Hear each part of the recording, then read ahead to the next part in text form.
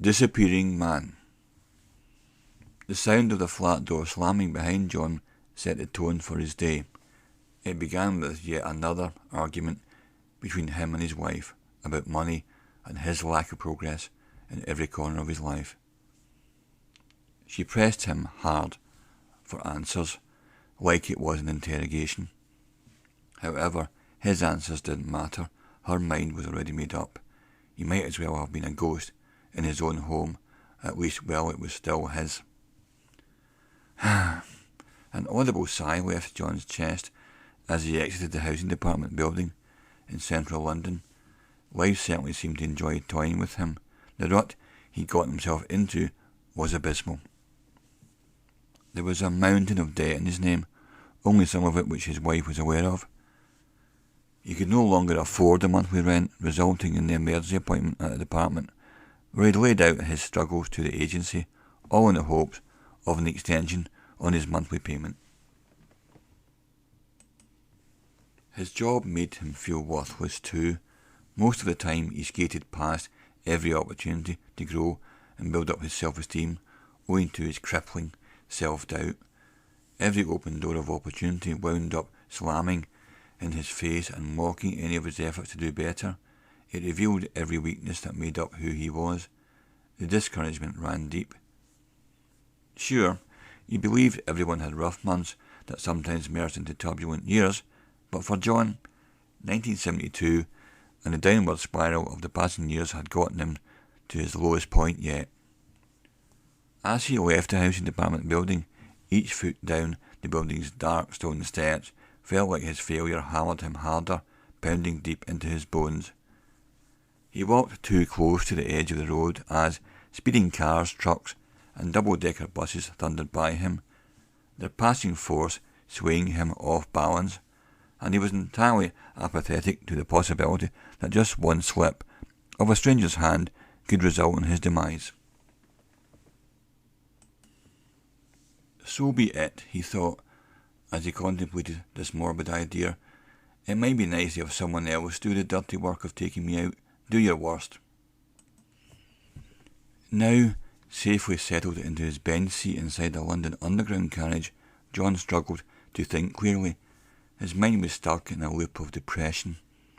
His failures, disappointments and grief about his wretched life threatened to bear themselves raw, despite his conscious and calculated measures to suppress them, and he knew, through gambling away his meagre funds, that it was only deepening the rut.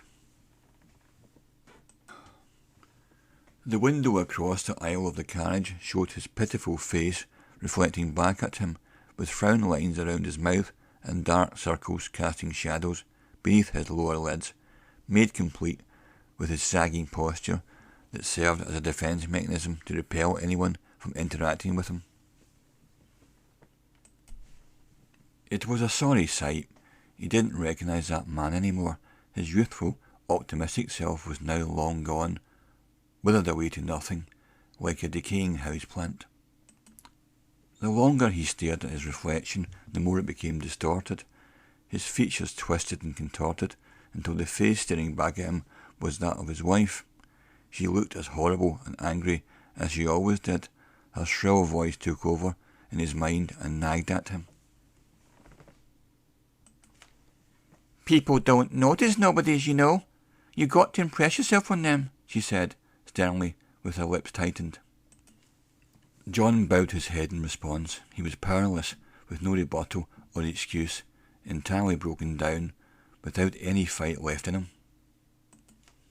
He looked back up at the glass, expecting to see the same despairing look on his face, but the face now staring back wasn't his own, or his miserable wife. It was his boss, from the building site he worked at.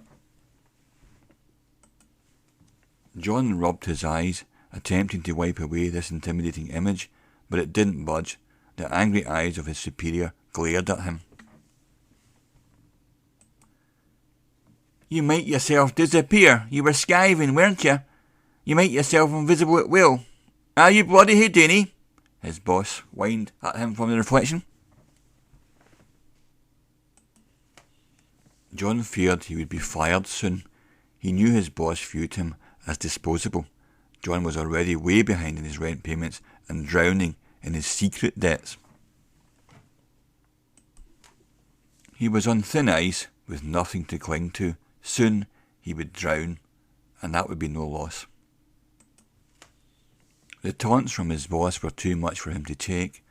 With his heart racing and skin tingling with stress, John wanted to free himself from the carriage. He needed to get away from this scrutiny.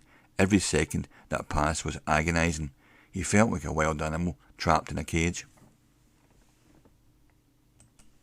John finally exited his carriage in a rush. He needed air and space to ease his thoughts. He found himself walking down the edge of the road again, contemplating his rut even further. A stranger, passing in the opposite direction, slammed right into his shoulder. He stopped in his tracks, only to see the other man bustling away as if nothing had happened, apparently not even noticing him. John began to question if he was really that invisible to the rest of the world. Was his existence so meaningless that strangers could see right through him? The grey sky hanging above him mirrored his mood of profound hopelessness. Drizzle trickled down on him, blurring his vision. Then, ahead of him, he saw an older woman struggling to exit a shop with her arms full of grocery bags. John hurried his footsteps in her direction and caught the door, hoping to ease her struggle. He held the door, even setting out his hand to shift the weight of one of her bags. He smiled kindly at her as he assisted. "Don't touch me," she hissed and recoiled from him. John held his arms up in surrender, trying to convey his pure intentions. He stepped out of her path as she disappeared down the street. Even his attempts to help people were rejected. How much lower could he fall? John's desire to fade away was stronger than ever. He now had it confirmed. His existence was pointless.